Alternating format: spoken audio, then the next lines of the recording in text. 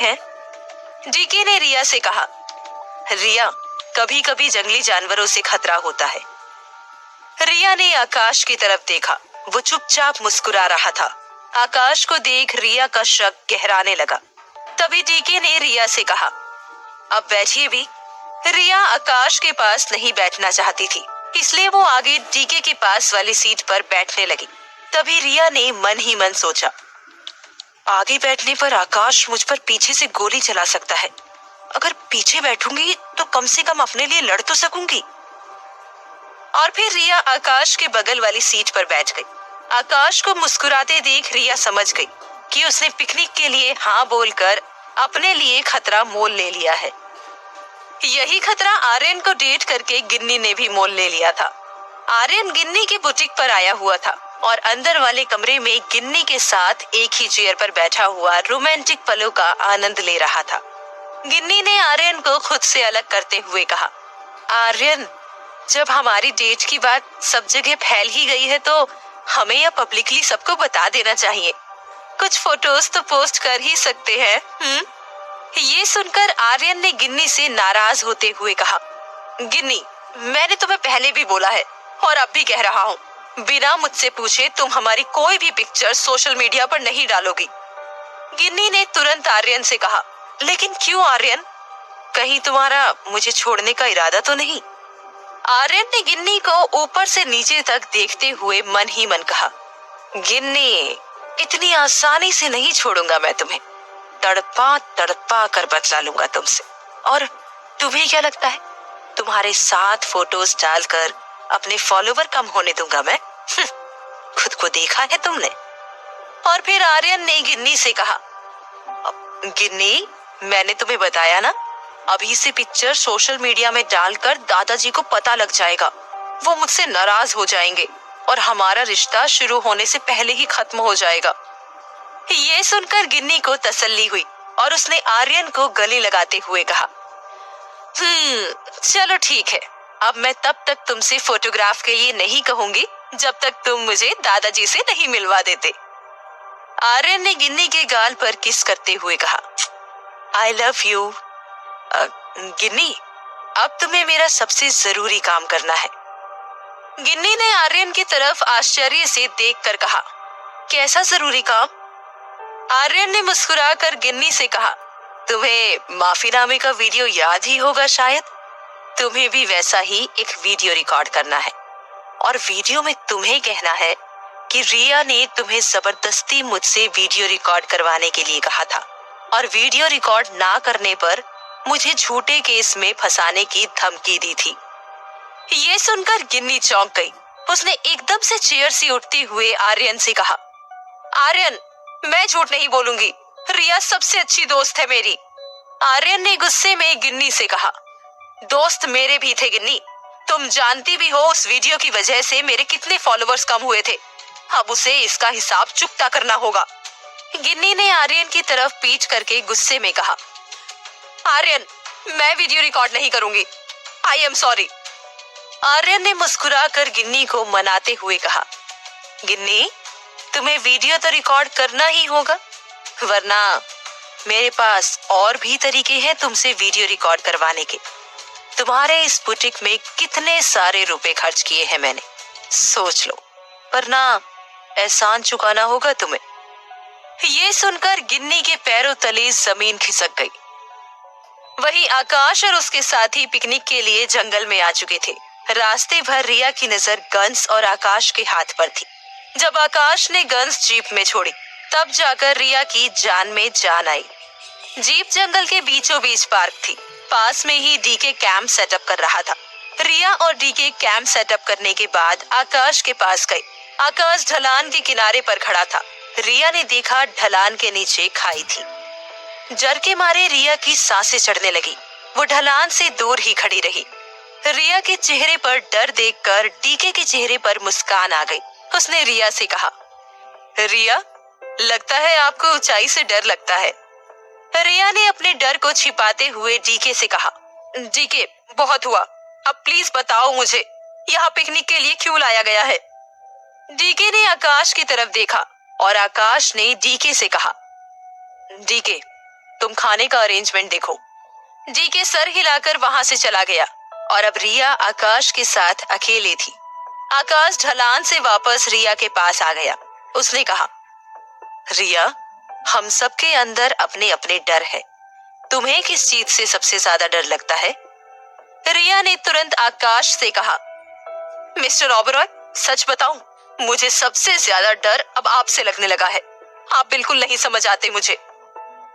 आकाश ने रिया से बड़े प्यार से कहा, रिया, कभी कभी हमारे अंदर उस चीज का डर बैठ जाता है जिसका असल में कोई अस्तित्व नहीं होता।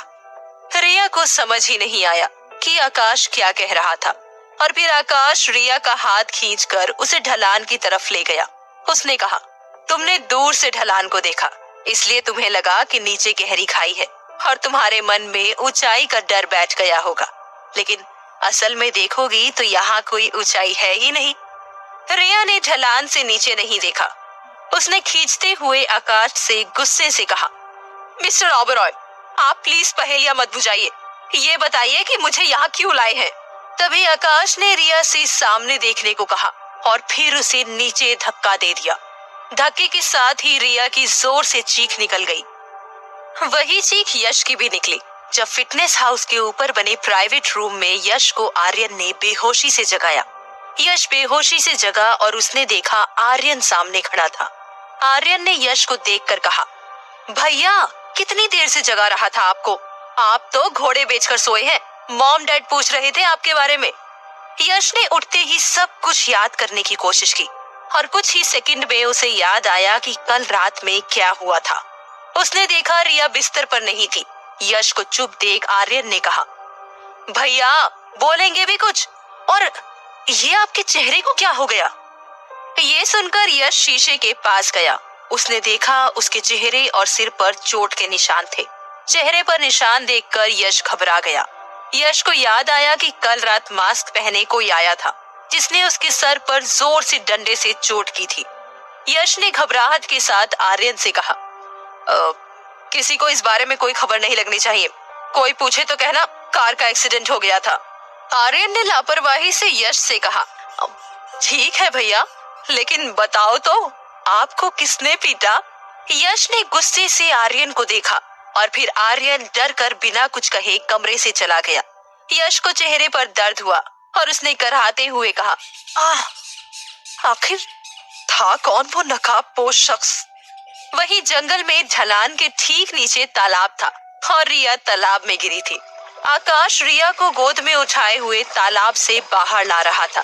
तालाब से बाहर आकर आकाश ने रिया को नीचे रखा। रिया ने गुस्से में आग बबूला होकर आकाश के सीने में जोर जोर से मारना शुरू कर दिया। उसने कहा, अगर मुझे कुछ हो गया होता तो? मुझे तैरना नहीं आता है आकाश। आकाश ने मुस्कुराकर रिया से कहा, मैं था ना तुम्हें बचाने के लिए। तभी रिया को तुरंत ही महसूस हुआ कि आकाश तो पैरों से चल ही नहीं सकता था। रिया ने असमंजस में खुद को आकाश से दूर करते हुए कहा, तुम तो चल भी नहीं सकते थे, तो फिर कैसे इतनी ऊंचाई से कूदकर मुझे तालाब से बाहर निकाल लिया? आकाश ने मुस्कुराकर रिया से कहा, कॉन्ग्रेचुलेशंस रिया ओबरॉय, तुम्हारी शादी किसी लंगड़े से नहीं हुई है। ये सुनकर रिया घबराकर जमीन पर गिर गई। रिया को अपने आंख और कान पर यकीन नहीं हो रहा था। जिस आकाश ओबरॉय की रिया वाइफ बनकर उसके साथ रह रही थी, वो आकाश ओबरॉय पूरी दुनिया के सामने अपाहिज बनने का नाटक कर रहा था। लेकिन क्यों? अभी कुछ देर पहले ही आकाश ने रिया को खुद से ना डरने की बात कही थी, लेकिन अब रिया को आकाश से और ज्यादा डर लग रहा था। आकाश ने रिया से मुस्कुराकर कहा, मैंने तुम्हें खुशखबरी दी है और तुम्हारी जुबान पर ताला लगा हुआ है। रिया जमीन से डरते हुए उठी और जंगल की तरफ भागने लगी। आकाश रिया का पीछा करने लगा और कुछ देर भागने के बाद आकाश ने रिया को पकड़ लिया। रिया डरी हुई थी और रिया का भागना अब नामुमकिन था। रिया के पीछे एक पेड़ था और सामने आकाश। आकाश अब रिया की आंखों में आंखें डालकर देख रहा था। आकाश ने रिया से अपनी चिंता जताते हुए कहा, ऐसे भागोगी तो भटक जाओगी। यहाँ जंगली जानवरों का बहुत खतरा है रिया। रिया ने डरते हुए उससे कहा, प्लीज प्लीज मुझे जाने दीजिए, मैं आपकी लाइफ से बहुत दूर चली जाऊंगी, मैं किसी से कुछ नहीं कहूंगी। आकाश ने मुस्कुराती हुई रिया से कहा, रिया, तुम्हें छिपाना नहीं है, बताना है, वो भी यश को। हमारी कंपनी की एनुअल मीटिंग के बाद तुम्हें यश से कहना है कि मेरे पैर एकदम ठीक है। ये सुनकर रिया चौंक गई। रिया ने डरते हुए कहा, नहीं, मैं अब आपके गेम का हिस्सा नहीं बनने वाली, मैं यश को कुछ नहीं कहूंगी। आकाश ने रिया से कहा, रिया, तुम्हें यश से इतना लगाव क्यों है? जानती हो ना कि कल तुम्हारे साथ क्या किया था यश ने अपने रूम में? रिया ने चौंकते हुए आकाश से कहा, आपको कैसे पता यश ने मेरे साथ बदतमीजी की? आकाश ने तुरंत कहा, रिया, रिया, तुम्हें क्या लगता है तुम्हें कंधे पे उठाकर यश के कमरे से ओबरॉय मेंशन कौन लेकर आया? इतना कहकर जब आकाश मुस्कुराया तो रिया को समझ आ गया कि कल आकाश ही उसे यश से बचा कर लाया था। क्या रिया आकाश की बात मान जाएगी? आखिर ऐसी कौन सी नई चाल चल रहा था आकाश? जानने के लिए सुनते रहिए बंदनी।